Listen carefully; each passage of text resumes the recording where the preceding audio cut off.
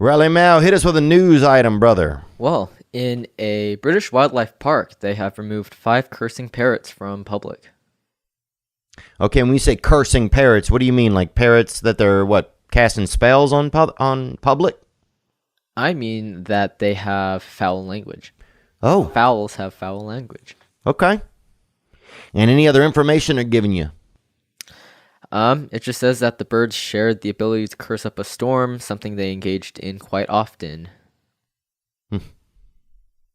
Okay. So they're doing it, and where's it happening, you said? In a British wildlife park. Yep. You know, when I was young, Riley, you'd see a mobile zoo was popular. You know, and that was a man had a nice van or an extended van, even sometimes a church van. And this man, a man would have a mobile zoo.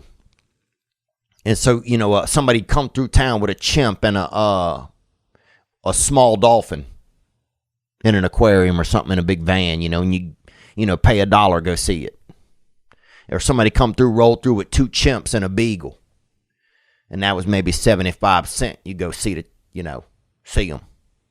And sometimes the beagle try to mate with everybody. Beagle, a deranged beagle will fuck anything. And that's practically scripture, man. But we had a fella come through town one time, and he had a couple of starlings, I believe. They were birds. And they'd curse. You go give them $1, $half, and they call you the N word, call you the S word. Call you a Jew. For $1, they call you a Jew. And it was just a different time. It was just a different time.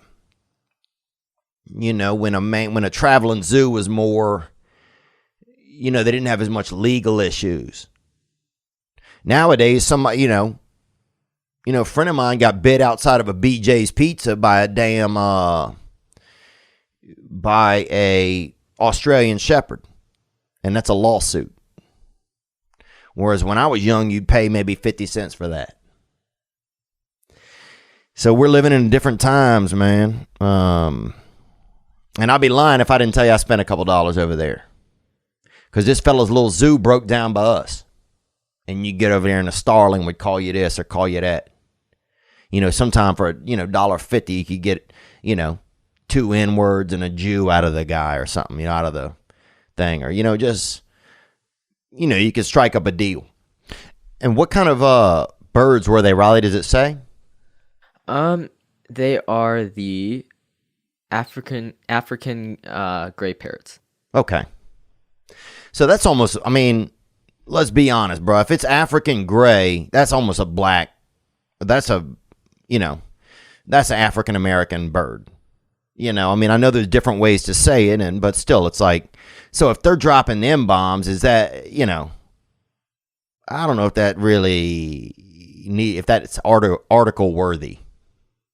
I get if you got a white parrotlet or something out there, and you got a toucan, and he's out there just humming N-bombs at people while they're trying to buy a mouse or whatever, then that to me is risque, but this sounds just like nature kind of figuring itself out. In the 1600s, 1700s, they used to use cows to find, I don't want to say landmines, but explosives and stuff. Not 1700s, but like 1800s, 1900s. And they'd send them out there wandering out there, until they detonated it. So, you know anything about that? That might have even been a far Asian trick, Riley. Have you heard anything about that at home? Any on the home front? Any long family tales or anything like that? I haven't, no. Any of your family in any of the wars? Iwo Jima, famous war? Not that I know of. You seem like you might have a little warrior in you. Anybody ever told you that? No, you would be the first. That's cool, bro. Thank you. Good evening, good afternoon, and other times. Thanks for watching that video you just saw. I mean, it was okay. But the next video you could watch could be way better. What if you watch a video right now that changes your life? Well, you could watch this one, or watch this one. Watch this one, watch this one, watch this one. Ah!